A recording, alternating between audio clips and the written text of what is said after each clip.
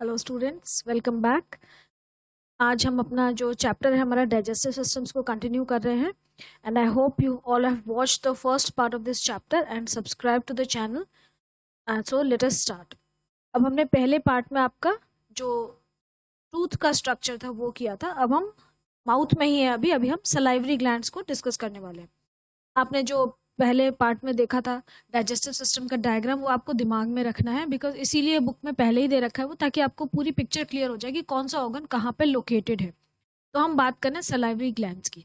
Salivary glands जो है वो they are 3 pairs of salivary glands, और उनकी लोकेशन हमने देखी थी कि कहाँ कहाँ है डायग्राम में। तो ये तीनों के नाम आपको याद रखने जरूरी हैं: पैरोटिड ग्लैंड्स, सब मैंडिबुलर ग्लैंड्स एंड सब लिंगुअल ग्लैंड्स। तो इनकी लोकेशन आपको याद न रहे तो इट इज ओके, एग्जाम में लोकेशन तो नहीं पूछी जाएगी, बट स्टिल आपको पता होना चाहिए। लेकिन नाम आपको याद रखने चाहिए, नाम पूछे जा सकते हैं आपको। ओके, तो पैरोटिड, सब मैंडिबुलर एंड सब लिंगुअल ग्लैंड्स, आपको तीनों नाम जरूर याद होने चाहिए कि 3 तरह के सलाइवरी ग्लैंड्स होते हैं हमारी बॉडी में। और जो है ये तीनों तीनों का एक ही फंक्शन है, दे simply transport the secreted saliva into the mouth. Mouth में सलाइवा का सीक्रेशन करते हैं, सलाइवा को पोर आउट करते हैं, और थोड़ा थोड़ा सलाइवा हमारे मुंह में हमेशा रहता है। Our mouth is never dry. और जब हम कोई खाना खाते हैं, इवन जब हम किसी अपने फेवरेट खाने के बारे में सोचते हैं, किसी फूड स्टफ के बारे में जो हमें बहुत पसंद है उसके बारे में अगर थॉट भी आता है, तो वी स्टार्ट सलाइवेटिंग, हमारा सलाइवा रिलीज होना शुरू हो जाता है। तो that is known as, common language में हम उसको कहते हैं मुंह में पानी आना या वाटरिंग ऑफ द माउथ। तो ये सलाइवा का जो सिक्रीशन है ये रहता है, और आपका मुंह में हमेशा सलाइवा रहना चाहिए। अगर ड्राइनेस हो जाएगी माउथ में तो हम बोल भी नहीं पाएंगे, सांस भी नहीं ले पाएंगे, बहुत सारे इश्यूज हो जाएंगे। और हम एक दिन में करीब, यू वोंट बिलीव, एक दिन में करीब 1 से 1.5 लीटर सलाइवा प्रोड्यूस करते हैं। 1 to 1.5 liters of saliva is produced every day in our mouth, और वो हमारी बॉडी में ही रीअब्सॉर्ब हो जाता है। तो वो फ्लूइड कहीं भी हमारी बॉडी से बाहर नहीं निकलता है। ओके, सलाइवा की नेचर क्या होती है? इट इज स्लाइटली एसिडिक, बहुत थोड़ा सा एसिडिक फ्लूइड, थोड़ी सी एसिडिटी है इसमें। नॉर्मल पीएच आपकी क्या होती है? 7। वाटर की न्यूट्रल पीएच है 7 है, न्यूट्रल पीएच जो होती है। और 7 से हम नीचे की तरफ जाएंगे तो वो एसिडिक होते हैं सारे सॉल्यूशंस। तो सलाइवा की पीएच होती है 6.8, तो बहुत थोड़ा सा स्लाइटली एसिडिक है, बहुत ज़्यादा एसिडिक नहीं है। और इसमें क्या क्या होता है? वाटर, अबाउट 99% वाटर होता है, फिर कुछ सॉल्ट्स होते हैं, म्यूकस, और एक एंजाइम होता है जिसको हम बोलते हैं सलाइवरी अमाइलेज, और इसको हम टाइलिन भी प्रोनाउंस करते हैं। स्पेलिंग इसकी PTYALIN है, पी से स्टार्ट हो रहा है, but we pronounce it as ptyalin. तो ये जो सलाइवरी अमाइलेज है ये किस पे एक्ट करता है? कार्बोहाइड्रेट्स पे एंड स्टार्च इन पर्टिकुलर। तो अगर आपसे क्वेश्चन पूछा जाए कि where does the digestion of a food start in our alimentary canal, हमारी एलिमेंट्री कैनाल में सबसे पहले फूड का डाइजेशन कहाँ से स्टार्ट होता है? तो the answer would be in the mouth. The digestion starts right from the mouth. और अगर आपसे पूछें कि प्रोटीन का डाइजेशन कहाँ से स्टार्ट होता है, तब आप माउथ नहीं बोलेंगे, क्योंकि माउथ में सिर्फ कार्बोहाइड्रेट्स का डाइजेशन हो रहा है। ठीक है, तो ये थोड़ा सा डिफरेंस है, ध्यान रखना। अगर प्रोटीन का डाइजेशन स्पेसिफिकली पूछें तब तो माउथ से हो रहा है। अगर नॉर्मल डाइजेशन पूछेंगे, हाँ डाइजेशन की प्रोसेस कहाँ से स्टार्ट होती है हमारी बॉडी में, तब भी आप माउथ बोलोगे। लेकिन अगर आपसे पूछें कि प्रोटीन्स का डाइजेशन कहाँ से स्टार्ट होता है, फैट का डाइजेशन कहाँ से स्टार्ट होता है, तब आप माउथ नहीं बोलोगे, क्योंकि माउथ में सिर्फ कार्बोहाइड्रेट का डाइजेशन हो रहा है। Okay, and the enzyme is salivary amylase. Functions of saliva आपको 3 या 4 जरूर आने चाहिए, 3 या 4 फंक्शंस याद कर लीजिएगा, ये भी एग्जाम में आते हैं। तो पहला फंक्शन क्या है कि it moistens and lubricates the inner lining of a mouth cavity. हमारी जो ओरल कैविटी है उसको ल्यूब्रिकेट करके रखता है, मॉइस्चन करके रखता है, ताकि हम बोल सकें और हम जो फूड खाते हैं उसको स्वॉलो कर सकें आसानी से। It moistens and lubricates food which again helps in swallowing. कुछ फूड पार्टिकल हम ऐसा खा रहे हैं जो कि ड्राई है, तो उसको वो डिसॉल्व करता है, ताकि हमारी टंग के ऊपर जो टेस्ट बड्स होती है उनको उसका टेस्ट आए। And it also helps food particles to stick together to form a bolus. हमारे फूड पार्टिकल्स को स्टिक करके एक बोलस टाइप बना लेते हैं, एक सर्कुलर स्ट्रक्चर, ताकि हम उसको आसानी से निगल सकें, स्वॉलो कर सकें। Then it's one of the most important function is that it digest starch. इसका हम माउथ में स्टार्च का डाइजेशन स्टार्ट हो जाता है, और ये स्टार्च को किस में कन्वर्ट करता है? मॉल्टोज में। आपने पिछले चैप्टर में पढ़ा था कि मॉल्टोज क्या है? एक डाइसैकेराइड शुगर है। तो स्टार्च पे टाइलिन या सलाइवरी अमाइलेज एक्ट करता है और उसको मॉल्टोज में कन्वर्ट करता है। मैंने आपको पहले भी कहा था कि आपकी बुक में बॉइल्ड राइस का एग्जाम्पल दे रखा है कि अगर हम बॉइल्ड राइस को च्यू करें तो हमें थोड़ी देर बाद स्वीट लगने लगता है। ऐसे ही आप एक रोटी का टुकड़ा भी अगर च्यू करके देखोगे तो वो भी आपको थोड़ी देर में स्वीट लगने लगता है। तो ये क्यों लगता है? क्योंकि जो उसका जो स्टार्च है वो शुगर में कन्वर्ट हो जाता है। Then saliva also cleans the mouth, हमारे माउथ को क्लीन रखता है, और ये क्योंकि थोड़ा सा एसिडिक होता है तो ये जर्म्स को डिस्ट्रॉय करता है और टूथ डिके को प्रिवेंट करने में हेल्प करता है। और अगर हमें जैसे सपोज हम बहुत मेहनत कर रहे हैं या किसी हॉट प्लेस में है या ऐसी जगह पे हैं जहाँ पे कि सन बहुत ज़्यादा है, तो हमें एकदम से वी स्टार्ट फीलिंग थर्स्टी, क्योंकि हमारे माउथ में ड्राइनेस हो जाती है, क्योंकि हमारा वाटर बैलेंस गड़बड़ हो जाता है। तो इसीलिए सलाइवा जो है ये हमें ये भी बताता है कि आपको प्यास लग रही है, ड्राइनेस हो रही है, अब आप थोड़ा सा पानी पी लीजिए। So it helps in maintaining water balance of a body. Now saliva हो गया माउथ में, अब उसके बाद माउथ से फूड कहाँ जाएगा? We will swallow it and it will enter our oesophagus, हमारे फूड पाइप में जाएगा। तो पहले माउथ और जो फूड पाइप है उसके बीच में हमारा थ्रोट भी आता है ना, फेरिंग्स, लैरिंग्स। तो अब वो देखते हैं स्वॉलोइंग एंड पेरिस्टाल्सिस क्या होता है। अब स्वॉलोइंग में बहुत सारी चीजें इकट्ठे हो रही हैं। आपकी बुक में 3 पॉइंट्स से रखे हैं कि टंग जो है, हम इन छोटी छोटी चीजों को ना कभी नोटिस नहीं करते बट दे आर देयर। जैसे टंग है वो ऊपर की तरफ प्रेस करती है, हमारे जो पैलेट है, अपर पैलेट है माउथ में, उसकी तरफ मुड़ जाती है ताकि हम फूड को पीछे की तरफ ले जा सके। तो बोलस जो है हमारा वो फेरिंग्स तक चला जाता है। फिर जो हमारा माउथ के पीछे वाला स्पेस है, जो सॉफ्ट पैलेट है हमारा, पैलेट क्या होता है? जो माउथ की रूफ होती है उसको हम पैलेट बोलते हैं। तो उससे क्या होता है कि ये जो हमारी नेजल पैसेज है वो क्लोज हो जाता है। आपको पता है कि आपका ईयर भी, नोज भी सब जाके यहाँ पे थ्रोट में ओपन होते हैं, तो ये क्लोज हो जाता है ताकि खाना कहीं इधर उधर न जाए। इसके बाद लैरिंग्स जो है वो ऊपर हो जाता है ताकि एक फ्लैप होता है, छोटा सा मस्कुलर फ्लैप होता है, जो कि जैसे अब खाना आपका यहाँ से जा रहा है, यहाँ से जो फूड अंदर जा रहा है, यहाँ पे 2 पाइप हैं आपके, एक तो विंड पाइप है और एक फूड पाइप है। विंड पाइप को हम बोलते हैं ट्रैकिया और फूड पाइप को बोलते हैं ईसोफेगस। तो अब जो आप खाना निगल रहे हो, जो स्वॉलो कर रहे हो, it should enter the oesophagus and not enter the trachea. Food pipe में ही जाना चाहिए खाना। अगर विंड पाइप में चला गया तो क्या होगा कि आपको खांसी आ जाएगी, सांस लेने में परेशानी होगी, वो अटक जाएगा, तो फिर हम खांसना शुरू कर देते हैं and then we have to choking शुरू हो जाते हैं and then we have to take it out. तो इसीलिए विंड पाइप जैसे ही हम खाना स्वॉलो करते हैं तो क्या होता है, विंड पाइप को ऑटोमेटिकली हमारे बॉडी में ऐसा सिस्टम है कि इट इज क्लोज्ड। तो वो क्लोज कैसे होता है कि उसकी जो ओपनिंग है उस पर छोटा सा एक मस्कुलर फ्लैप होता है जिसको हम बोलते हैं एपिग्लॉटिस। तो वो एपिग्लॉटिस जो है वो ट्रैकिया को क्लोज कर देता है और फिर खाना हमारा ऑटोमेटिकली ईसोफेगस में जाता है, फूड पाइप में जाता है। ठीक है, तो ये जो फ्लैप है हम इसको एपिग्लॉटिस बोल रहे हैं, which closes the opening of the trachea. So the swallowed food is gullet में या हमारे ईसोफेगस में ही जाते हैं। अब ईसोफेगस में फूड पहुंच गया। ईसोफेगस आपकी थ्रोट से लेकर स्टमक तक एक ट्यूब है, मस्कुलर ट्यूब है, हाईली मस्कुलर।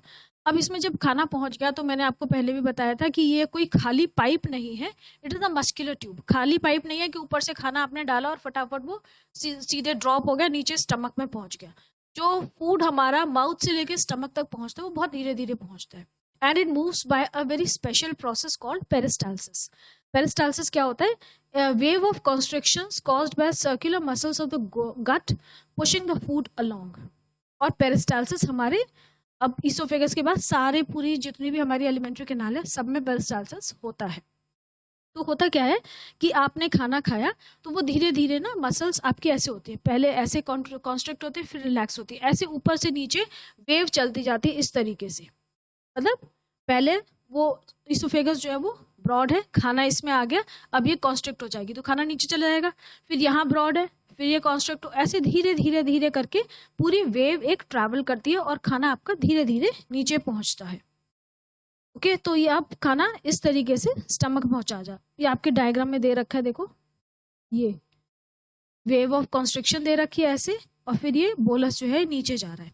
ओके, ईसोफेगस सिर्फ एक ट्यूब है जो कि खाने को थ्रोट से स्टमक तक पहुंचाती है और इसमें कोई भी हमारा डाइजेस्टिव एंजाइम नहीं होता है। तो पहला डाइजेस्टिव एंजाइम हमारा माउथ में था, अब हम स्टमक पे आ गए। हम स्टमक में देखते हैं क्या क्या होता है। स्टमक एक इलास्टिक बैग है, ये हमारा बॉडी में कहाँ है, लेफ्ट साइड सिचुएटेड होता है and it is an elastic bag. और एक एवरेज एडल्ट के स्टमक में 2 से 3 लीटर तक फूड आ सकता है। हाईली मस्कुलर, क्योंकि जब हम ज़्यादा खाना खाते हैं तो हमारा पेट फूल जाता है, कम खाते हैं तो नॉर्मल रहता है. Its walls are highly muscular and churn the food thoroughly to mix with the gastric juices secreted by the inner lining.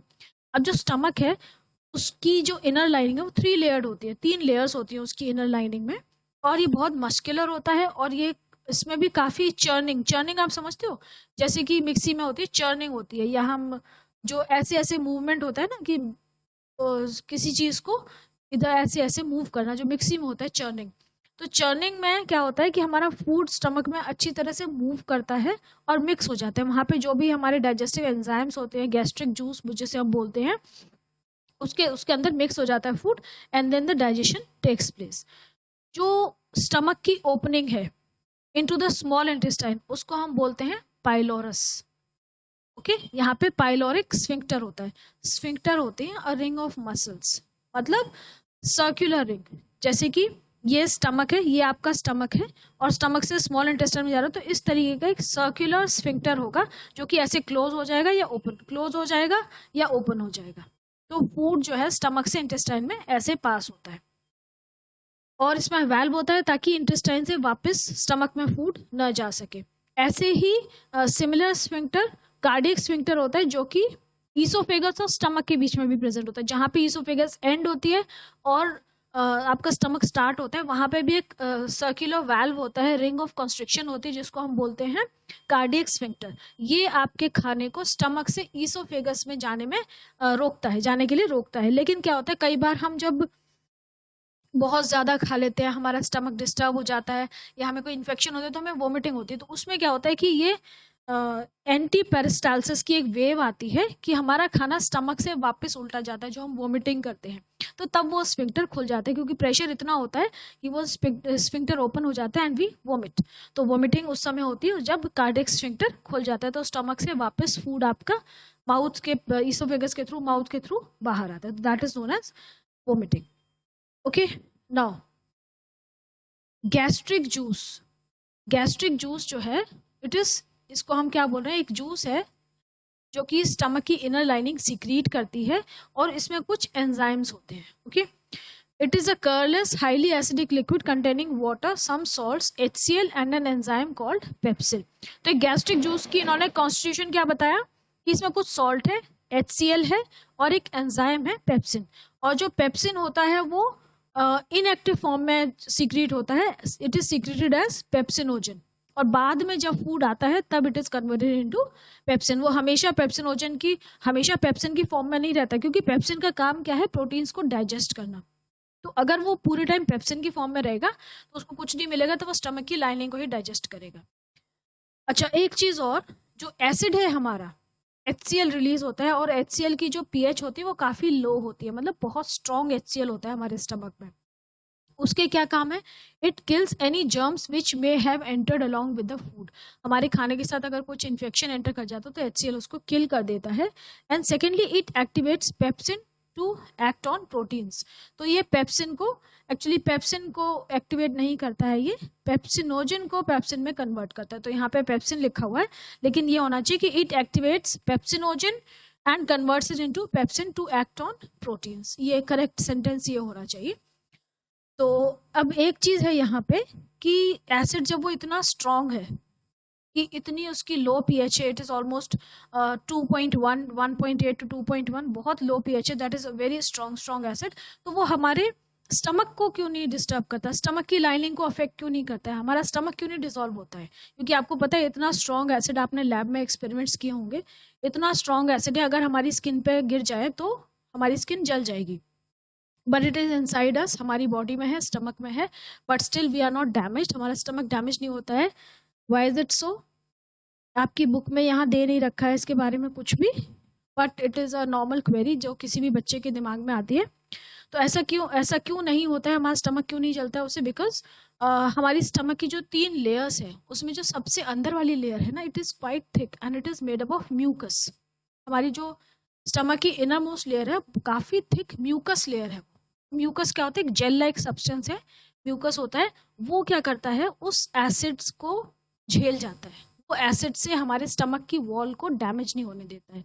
It protects our stomach. तो अगर म्यूकस, हम आपके पेरेंट्स कहते हैं कि ज़्यादा आप एसिडिक फूड नहीं खाइए या उल्टी सीधी चीज़ें मत खाइए, जो भी आपके फास्ट फूड्स होते हैं, फास्ट फूड खाने को मना करते हैं। क्यों मना करते हैं? क्योंकि जब हम फास्ट फूड खाते हैं तो उससे एसिडिटी और बढ़ जाती है, और बढ़ने से क्या होता है कि वो जो आपकी म्यूकस लेयर है वो उतना प्रेशर नहीं झेल पाती, तो इट गेट्स डिस्ट्रॉयड।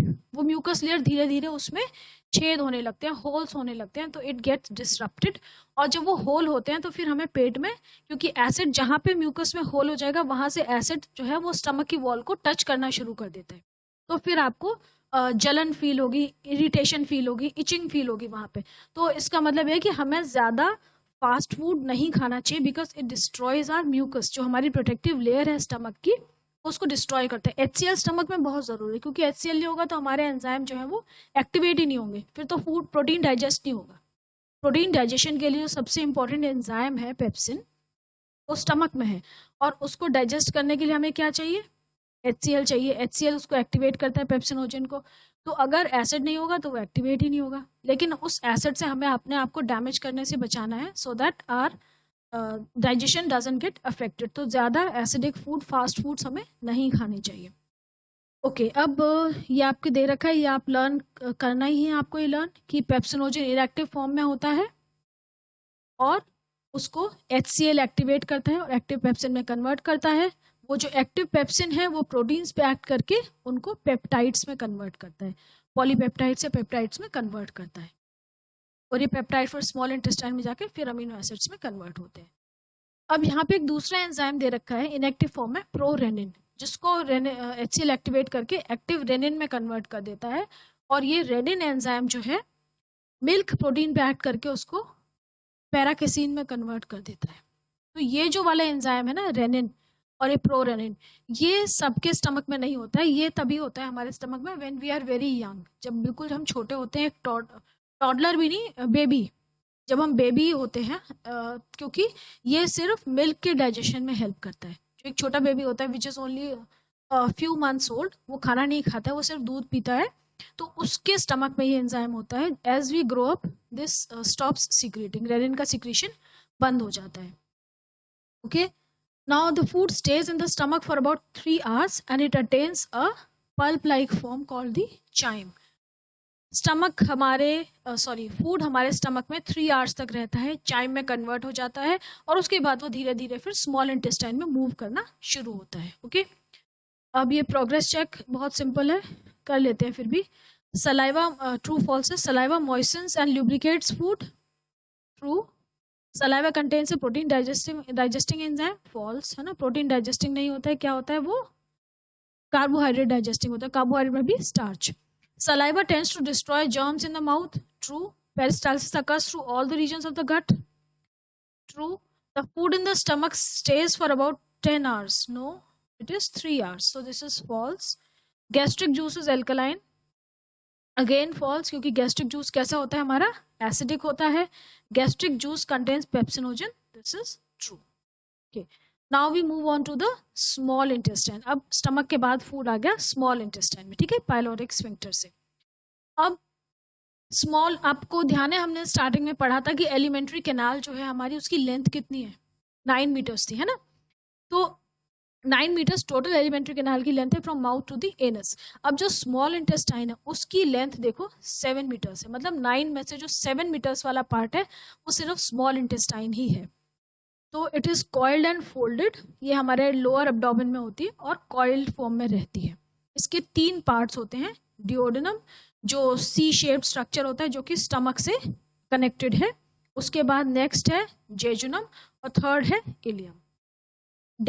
डिओडेनम बहुत इंपॉर्टेंट है क्योंकि इसमें एक डक्ट खुलती है जिसको हम कॉमन बाइल डक्ट बोलते हैं, जो कि बाइल लेकर आती है लिवर से स्मॉल इंटेस्टाइन में। अब बाइल प्रोड्यूस कहाँ होती है, ध्यान रखना, अभी आएगा ये। बाइल प्रोड्यूस कहाँ होती है? लिवर में। ये देखो, ये डायग्राम दे रखा है ना आपको, यहाँ देखते हैं डायग्राम। देखो, ये आपका गॉल ब्लैडर है, this is the gall bladder, and ये लिवर से ये डक्ट्स आ रही हैं, ठीक है, फ्रॉम लिवर लिखा हुआ है। तो यहाँ पे क्या होता है, ये जो डक्ट्स हैं, ये वाली और ये वाली, ये यहाँ पे स्मॉल इंटेस्टाइन में जाके ओपन होती हैं और ये बाइल लेकर आती हैं। बाइल जो है वो लिवर में प्रोड्यूस होती है और गॉल ब्लैडर में स्टोर होती है। Don't get confused, bile is produced in liver and stored in gall bladder.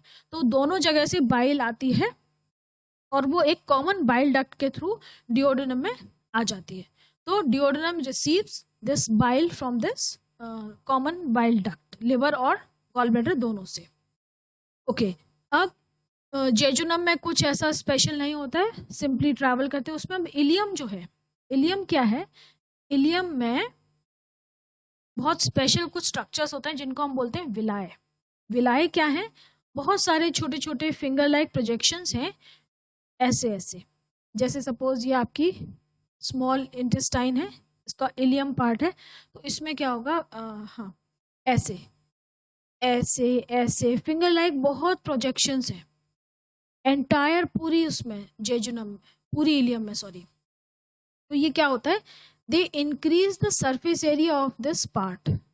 ये सरफेस एरिया देखो, अगर स्ट्रेट लाइन है, हम इस पिंक लाइन को अगर मेजर करें इसकी लेंथ, और इस ग्रीन लाइन की लेंथ मेजर करें, तो किसकी ज्यादा होगी? ऑब्वियसली इसकी लेंथ ज्यादा होगी। तो इसका मतलब ये क्या कर रहे हैं villi? They are increasing the surface area of the small intestine. उसकी जो इनर मेम्ब्रेन है उसका सरफेस एरिया इंक्रीज कर रहे हैं।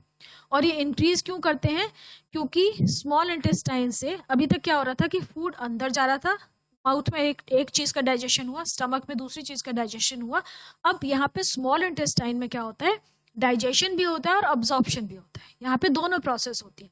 तो जो फूड डाइजेस्ट हो रहा है उसकी जो एंड प्रोडक्ट्स हैं वो यहाँ पे विलाई में एब्जॉर्ब भी होते जाते हैं, विलाई के थ्रू एब्जॉर्ब हो रहे हैं। विलाई में बिल्कुल सिंगल लेयर एपिथेलियम होती है, इसकी जो कवरिंग होती है ना, ये जो विलाई की जो कवरिंग है, सिंगल लेयर एपिथेलियम होती है। तो यहाँ से डायरेक्ट फूड जो भी डाइजेस्ट होता है, कंपोनेंट्स उसके ब्लड में एब्जॉर्ब हो जाते हैं। तो यहाँ पे जो स्मॉल इंटेस्टाइन है उसमें दो काम हो रहे हैं, डाइजेशन भी हो रहा है और एब्जॉर्प्शन भी हो रहा है। तो विलाई का मेन काम क्या है? They increase the surface area of the intestine. Small intestine के इलियम पार्ट का सरफेस एरिया बहुत ज्यादा बढ़ा देते हैं। आप देखो विलाई का दे रखा है कि इतना ज्यादा सरफेस एरिया बढ़ाते हैं, which is nearly 8 times that of the outer body surface. हमारी जो पूरी बॉडी है उसका अगर हम आउटर सरफेस एरिया लें तो उसका 8 टाइम्स कर लो, वो विलाई का सरफेस एरिया होता है। और इससे क्या हेल्प होती है कि एब्जॉर्प्शन होता है डाइजेस्टेड फूड का। ठीक है, अब विलस जो है सिंगल सेल थिक एपिथेलियम होती है, ठीक है। और विलस के अंदर आर्टरी, वेन और लिम्फ वेसल होती है जिसको हम लैक्टियल बोलते हैं। स्मॉल इंटेस्टाइन के दो डाइजेशन भी करता है, दो फंक्शन है, डाइजेशन भी करता है और अब्जॉर्प्शन भी करता है। दो डाइजेस्टिव जूस आते हैं इसमें, एक तो बाइल और दूसरा पैनक्रियाटिक जूस।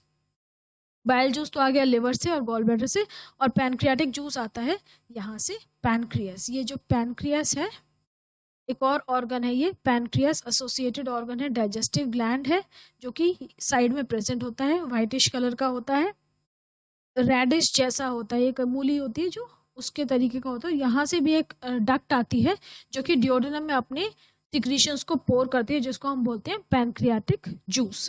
पैनक्रियाटिक जूस के भी उसमें भी अलग एंजाइम्स होते हैं। अब आपको ये विलाई का स्ट्रक्चर दे रखा है, ये डायग्राम भी इम्पोर्टेंट है और डायग्राम ड्रॉ करने को भी आ सकता है ये 2 मार्क्स में, या फिर डायग्राम दे देंगे और इसकी लेबलिंग करके इसके बारे में पूछ लेंगे। आप देखो 1 सेल थिक एपिथेलियम है, उसके बाद ये अंदर कैपिलरीज हैं, और जो बिल्कुल अंदर ये जो क्रीम कलर की आपको दिख रही है, ये जो है ये क्रीम कलर की जो दिख रही है, ये क्या है? लैक्टियल्स है, लिम्फेटिक डक्ट्स, ठीक है। ये कैरी करती हैं जो फैट्स होती हैं उनको, डिसॉल्व फैट्स को। अब adaptations of ileum for the absorption of digested food. Ileum के पास ऐसी क्या चीज़ है कि वो अब्जॉर्प्शन के लिए राइट है, अब्जॉर्प्शन के लिए अडेप्टेड है। तो क्या है? पहली चीज़ कि इट इज़ वेरी लॉन्ग, बहुत लंबी है, तो बहुत ज़्यादा सरफेस एरिया, तो बहुत ज़्यादा अब्जॉर्प्शन हो सकता है। देन इट हैज़ गॉट, पहले तो वो डिओडेनम जो है, इलियम जो है वो पहले ही खुद लंबी है, it is around 4 meters long, और उसके बाद उसकी जो इनर सरफेस है it is again projected into villi which further increase its surface area. Single cell epithelium है तो फटाफट अब्जॉर्प्शन हो जाता है, and it is narrow. Narrow होने का क्या फायदा है कि इसके थ्रू जो फूड मूव करता है वो बहुत बहुत स्लोली मूव करता है, और वो जितना धीरे मूव करेगा उतना ज्यादा अब्जॉर्प्शन होगा, है ना। फास्ट मूव कर जाएगा तो अब्जॉर्प्शन नहीं हो पाएगा, जब वो धीरे धीरे मूव करता है तब अब्जॉर्प्शन ज़्यादा होता है। ओके, नाउ अब हम बात करें बाइल और पैनक्रियाटिक जूस की। तो बाइल क्या होता है? Bile is a yellowish green watery fluid produced in the liver, hepatic duct के थ्रू ट्रांसपोर्ट होता है और ये स्टोर कहाँ होता है? Temporarily stored in the gall bladder. ये कंफ्यूज मत होना, ये क्वेश्चन अक्सर आता है कि बाइल प्रोड्यूस कहाँ होती है, स्टोर कहाँ होती है। It's a important question, you should be clear in this. Bile yellowish green और खट्टा खट्टा से लिक्विड होता है। वेन एवर आपने सबने वोमिटिंग की होगी कभी ना कभी, है ना, लाइफ में बच्चे बीमार होते हैं, तो जब आप वोमिटिंग करते हो तो आपके लास्ट में खट्टी खट्टी सी जो सेंसेशन आती है, तो that is because of that is the taste of the bile, उसकी बाइल की वजह से आती है। ठीक है, कलर इसका जो है वो दो इसमें पिगमेंट्स होते हैं, उनकी वजह से होता है। ये पिगमेंट्स का नाम है बिलीवर्डिन और बिलीरुबिन, और ये जो पिगमेंट्स हैं ये जो आरबीसीज डिस्ट्रॉय होते हैं उनके पिगमेंट्स होते हैं। इसमें बहुत सारा सोडियम बाइकार्बोनेट होता है। बाइकार्बोनेट क्यों है सोडियम बाइकार्बोनेट? क्योंकि स्टमक से जो फूड आ रहा है वो क्या है? वो एसिडिक फूड है। और जो हमारे जो ये पैनक्रियाटिक एंजाइम है, ये सारे क्या होते हैं? ये सारे के सारे अल्कलाइन पीएच पे एक्ट करते हैं। देखो स्टमक में HCl क्यों चाहिए था हमें? क्योंकि जो हमारा जो पेप्सिन था वो एसिडिक पीएच पे ही काम करता था, अगर उसको अल्कलाइन पीएच मिलेगी तो वो काम नहीं करेगा। अब हमारे जो ये पैनक्रियाटिक एंजाइम्स है, जो पैनक्रियाटिक जूस के साथ जो एंजाइम्स आ रहे हैं, ये सारे के सारे एंजाइम अल्कलाइन पीएच पे एक्ट करते हैं, ये एसिडिक पीएच पे एक्ट नहीं करेंगे। अगर इनको एसिड में डाल दिया, जैसे फूड आया वो एसिडिक फूड आया, तो ये डिस्ट्रॉय हो जाएंगे, डी नेचर हो जाएगा इन एंजाइम्स के, दे विल बी डी नेचर्ड। तो इसलिए हमें फूड को अब क्या करना है? एसिडिक मीडियम से अल्कलाइन मीडियम में कन्वर्ट करना है। मतलब पहले तो उसे न्यूट्रलाइज करना पड़ेगा, उसके एसिड को। एसिडिक फूड आया ना, तो पहले तो आप उसके एसिड को न्यूट्रलाइज करो और फिर उसके बाद उसको अल्कलाइन मीडियम में कन्वर्ट करो, तो वो काम करता है हमारा बाइल। बाइल में बहुत सारा सोडियम बाइकार्बोनेट होता है जो कि हमारे फूड को अल्कलाइन बना देता है, ताकि उस पर जो हमारे पैनक्रियाटिक जूस के एंजाइम्स हैं वो एक्ट कर सके। Okay, bile salts reduce the surface tension of fats. अब बाइल सॉल्ट्स जो फैट्स है ना, हमारे फैट के बड़े बड़े मॉलिक्यूल्स होते हैं और वो पानी में तो डिसॉल्व होती नहीं है फैट। तो बाइल क्या करते हैं? बाइल में जो सॉल्ट्स हैं वो फैट्स को जो बड़े मॉलिक्यूल्स हैं, मैक्रो मॉलिक्यूल्स हैं, उनको छोटी छोटी पार्ट्स में ब्रेक करने में हेल्प करते हैं। टाइनी ड्रॉपलेट्स बन जाते हैं, जिसको हम बोलते हैं इमल्सिफिकेशन ऑफ फैट्स। तो इमल्सिफिकेशन ऑफ फैट्स अगर आपसे पूछा जाए what is emulsification of fats, तो क्या होगा? It is break down of huge fatty acid molecules या fat molecules into tiny globules of fat so that they can be digested easily.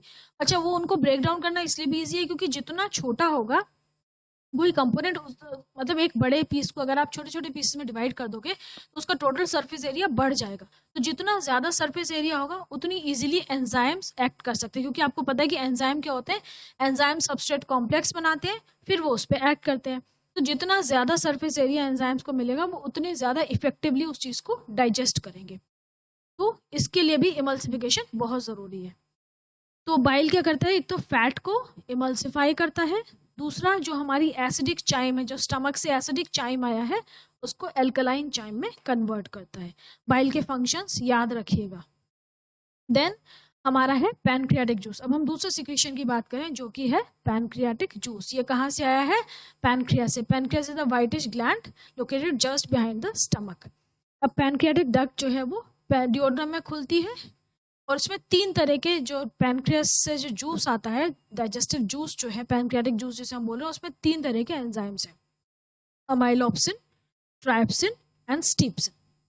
अमाइलोप्सिन जो है उसको हम पैनक्रियाटिक अमाइलेज भी बोलते हैं, जो कि जो स्टार्च बचा हुआ था उसको मॉल्टोज में कन्वर्ट करता है। हमारे माउथ में स्टार्च का डाइजेशन हुआ था, अब जो बच गया था उसको यहाँ पे स्टार्च मॉल्टोज में कन्वर्ट होता है। माउथ में भी मॉल्टोज में कन्वर्ट हो रहा था और यहाँ पे वही मॉल्टोज में कन्वर्ट हो रहा है। अब ट्राइप्सिन जो है वो प्रोटीन्स पे एक्ट करता है और उनको स्मॉलर पॉलीपेप्टाइड्स और अमीनो एसिड्स में कन्वर्ट करता है। ट्राइप्सिन भी जो है वो पहले इनएक्टिव ट्राइप्सिनोजन की तरह सिक्रीट होता है और फिर उसको एंटेरोकिनेज एक एंजाइम होता है वो उसको एक्टिवेट कर देता है, एक्टिव ट्राइप्सिन बना देता है। फिर ट्राइप्सिन पॉलीपेप्टाइड्स पे एक्ट करता है और उनको स्मॉल पेप्टाइड्स में कन्वर्ट करता है। स्टीप्सिन जो है, steapsin acts on emulsified fats to split them into fatty acids and glycerol. अब जो स्टीप्सिन है वो फैट डाइजेस्टिंग एंजाइम है, ये फैट्स को, जो इमल्सिफाइड फैट के ग्लोब्यूल्स है छोटे छोटे, उनको फैटी एसिड्स और ग्लिसरॉल में कन्वर्ट करता है। अच्छा, यहाँ पे ये देखो 3 क्वेश्चन, एक क्वेश्चन आपसे पूछा जाए where does the digestion of starch या कार्बोहाइड्रेट स्टार्ट्स, तो आप बोलोगे माउथ, ठीक है। Where does the digestion of protein start, तो आप बोलोगे stomach. Now third question is where does the digestion of fats start, तो फैट्स का डाइजेशन हमारे स्मॉल इंटेस्टाइन से ही स्टार्ट होता है, मतलब बस वहीं पे होता है, उसके बाद तो डाइजेशन होगा ही नहीं। स्मॉल इंटेस्टाइन के बाद लार्ज इंटेस्टाइन में डाइजेशन नहीं होता, वहाँ पे तो सिर्फ जो बचा कुचा काम है वो होता है। तो अब यहाँ पे 3 क्वेश्चन आपको ध्यान रखने हैं कि फैट का डाइजेशन कहाँ पे होता है, सिर्फ स्मॉल इंटेस्टाइन में होता है, और वो भी जो हमारा जो पैनक्रियाटिक जूस आ रहा है उसमें फैट डाइजेस्टिंग एंजाइम है, दैट इज स्टीप्सिन। तो फैट्स को वो फैटी एसिड्स और ग्लिसरॉल में कन्वर्ट कर रहा है। अब इंटेस्टाइनल जूस में इरेप्सिन है, ठीक है, ये सब दे रखा है, ये आपको लर्न करना चाहिए। आपके आगे एक टेबल भी दे रखी है, यहाँ पे इस तरीके से लर्न करोगे तो ज़्यादा बेटर है कि पेप्टाइड्स को अमीनो एसिड में कौन कन्वर्ट कर रहा है, इरेप्सिन या पेप्टिडेज। मोल्टोज को, अच्छा एंजाइम जो है ना सारे, उनमें देखो सब में ASE आता है, और वो नॉर्मली क्या होता है जिस सबस्ट्रेट पे एक्ट कर रहे हैं उसी के नाम को चेंज करके उसमें ASE लगा देते हैं। जैसे मोल्टोज पे जो एंजाइम एक्ट कर रहा है उसका नाम हो गया मोल्टेज, सुक्रोज पे जो एक्ट कर रहा है उसका नाम हो गया सुक्रेज, लैक्टोज पे जो एक्ट कर रहा है उसका नाम हो जाएगा लैक्टेज। तो और लिपिड्स होती हैं, फैट्स होती हैं, लिपिड्स, तो उनका एंजाइम हो जाएगा लाइपेज। तो ये इस तरीके से आपको एंजाइम याद करने में थोड़ी सी आसानी होगी कि जो सबस्ट्रेट है, सबस्ट्रेट क्या होता है जिस चीज़ पर वो एंजाइम एक्ट कर रहा है। और जैसे ये वाली जो पूरी लाइन है ना, ये ऑल दीज आर सबस्ट्रेट्स, ये सारे सबस्ट्रेट्स हैं, ये सारे एंजाइम ये सारे एंजाइम्स हैं, और ये क्या है, ये सारे प्रोडक्ट्स हैं जो हमें मिले। तो ये आप ध्यान रखना कि इस तरीके से आप नेम्स को लर्न कर सकते हो। अब डाइजेस्ट हो गया फूड आपका, अब हमारा एब्जॉर्प्शन स्टार्ट हुआ है, ठीक है।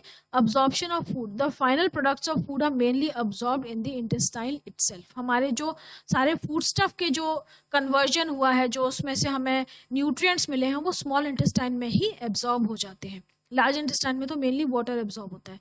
तो amino acids and the simple sugars, that is glucose, fructose and galactose, ये बहुत छोटे छोटे इनके मॉलिक्यूल्स हो जाते हैं। तो ये तो डायरेक्टली क्या होता है, विलाई के थ्रू ब्लड कैपिलरीज में एंटर कर जाते हैं और ब्लड सर्कुलेशन से सारी जगह घूमना शुरू कर देते हैं, सारी की सारी बॉडी में सप्लाई हो जाते हैं।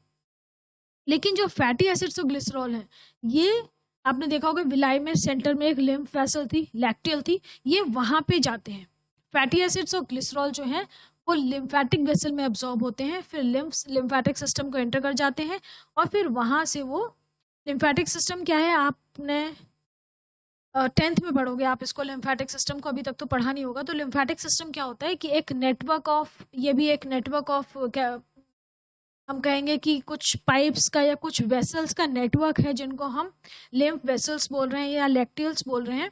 ये क्या करती हैं, पूरी बॉडी से लिम्फ को कलेक्ट करके हमारे हार्ट में पोर करती हैं, ब्लड स्ट्रीम में ले जाती हैं। मतलब ये यूनिडायरेक्शनल होता है, ये हार्ट से वापस नहीं आती है लिम्फ, ये हमारी पूरी बॉडी से कलेक्ट होके वहाँ पे जाती है और फिर ब्लड में डिस्ट्रीब्यूट हो जाती है, ब्लड में मिल जाती है ये। तो फैटी एसिड्स और ग्लिसरॉल जो हैं ये लिम्फ में जाते हैं, लिम्फ लैक्टियल्स में जाते हैं, लिम्फ वेसल्स में जाते हैं, और फिर वहाँ से पूरी बॉडी में डिस्ट्रीब्यूट होते हैं। ओके, और स्मॉल इंटेस्टाइन में खाना करीब 4 आवर्स तक रहता है, उसके बाद वो लार्ज इंटेस्टाइन में एंटर करता है। तो आज के लिए इतना ही बहुत है ना। Will finish our lecture here, और लार्ज इंटेस्टाइन और जो बचा हुआ चैप्टर है, जो व्हाटएवर इज रिमेनिंग, आपके इसमें कुछ फूड टेस्ट भी हैं। तो लार्ज इंटेस्टाइन और वो फूड टेस्ट वगैरह हम लास्ट चैप्टर में, अपने हमारा जो लास्ट वीडियो है, लास्ट पार्ट में कवर करेंगे। अभी हम यहीं पे ख़त्म करते हैं।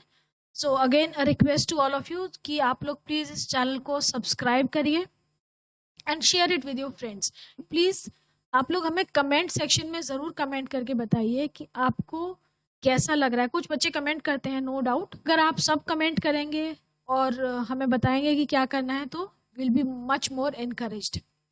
सो टिल देन, हैप्पी लर्निंग, पढ़ाई करो and send your doubts. Okay, so till then मिलते हैं फिर आपको नेक्स्ट क्लास में।